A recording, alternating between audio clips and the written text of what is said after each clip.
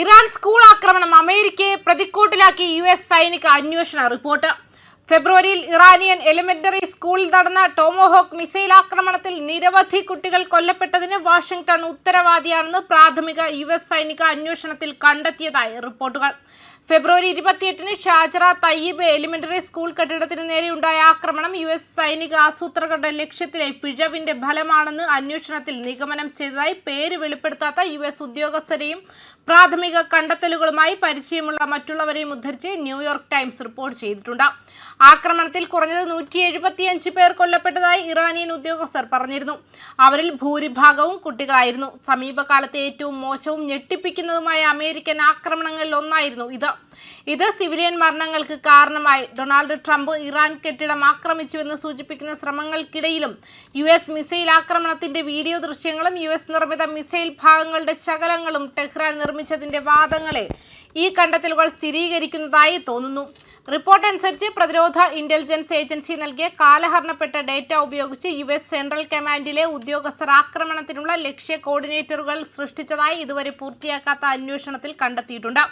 ആക്രമണത്തെക്കുറിച്ചുള്ള സ്വതന്ത്ര വിശകലനം അമേരിക്കയുടെ കുറ്റബോധത്തിലേക്ക് ശക്തമായി വിരൽ ചൂണ്ടുന്നുണ്ടെങ്കിലും ഇറാന്റെ ഇസ്ലാമിക് റവല്യൂഷണറി ഗാർഡ് കോർപ്സ് നാവികസേന ഉപയോഗിക്കുന്ന കെട്ടിടങ്ങൾക്ക് സമീപമുള്ള മിനാവ് പട്ടണത്തിലെ സ്കൂളിന് നേരെയുണ്ടായ ആക്രമണത്തിൽ ട്രംപ് ഭരണകൂടം ഒളിച്ചോട്ട നയം തുടരുകയാണ്.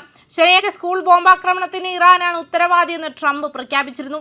എൻ്റെ അഭിപ്രായത്തിൽ ഞാൻ കണ്ടതിൻ്റെ അടിസ്ഥാനത്തിൽ അത് ചെയ്തത് ഇറാനാണ്.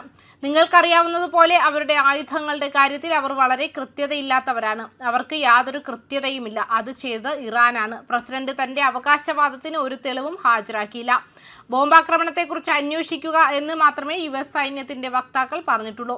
അദ്ദേഹത്തിന്റെ വാദം ആവർത്തിച്ചിട്ടില്ല. എന്നാൽ ആക്രമണത്തിന്റെ ഉത്തരവാദിത്തത്തിൽ നിന്നും ഒഴിഞ്ഞു മാറാനുള്ള ട്രംപ് ഭരണകൂടത്തിന്റെ ശ്രമങ്ങൾ ബുധനാഴ്ചയും തുടർന്നു. പെന്റഗൺ ഗാർഡിയന് നൽകിയ 5 വാക്കുകളുള്ള പ്രസ്താവനയിൽ പറഞ്ഞു, സംഭവം അന്വേഷണത്തിലിരിക്കുന്നതിനാൽ അഭിപ്രായം പറയുന്നത് അനുചിതമായിരിക്കുമെന്നും US മിലിറ്ററി സെൻട്രൽ കമാൻഡിലെ ഒരു ഉദ്യോഗസ്ഥൻ പറഞ്ഞു. ചരിത്രപരമായ ഉപഗ്രഹ ചിത്രങ്ങൾ കാണിക്കുന്നത് സ്കൂൾ കെട്ടിടം ഒരു കാലത്ത് വിശാലമായ IRGC സമുച്ചയത്തിന്റെ ഭാഗമായിരുന്നെങ്കിലും കുറഞ്ഞത് 9 വർഷമായി അത് ബാരക്കുകളിൽ നിന്നും ഒറ്റപ്പെട്ട നിലയിലായിരുന്നു എന്നാണ്.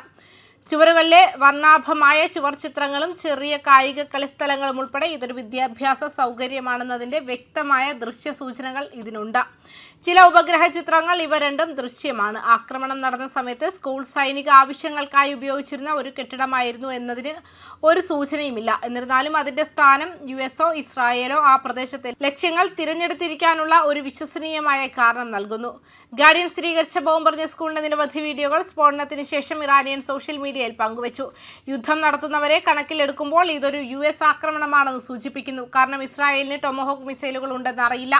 സർക്കാരുകൾക്കും ഏജൻസികൾക്കും യുദ്ധോപകരണ വിശകലനം നൽകുന്ന ഇന്റലിജൻസ് കൺസൾട്ടൻസിയായ ആർമമെന്റ് റിസർച്ച് സർവീസസിന്റെ ഡയറക്ടർ NR ജെൻസൺ ജോൺസ് പറഞ്ഞു, ഇറാൻ യുദ്ധത്തിൽ ഉൾപ്പെട്ടിരിക്കുന്ന ഈ ആയുധം കൈവശം വെച്ചിരിക്കുന്ന ഒരേ ഒരു രാജ്യം US മാത്രമാണ്. ന്യൂസ് ഡെസ്ക് കർമ്മ ന്യൂസ്.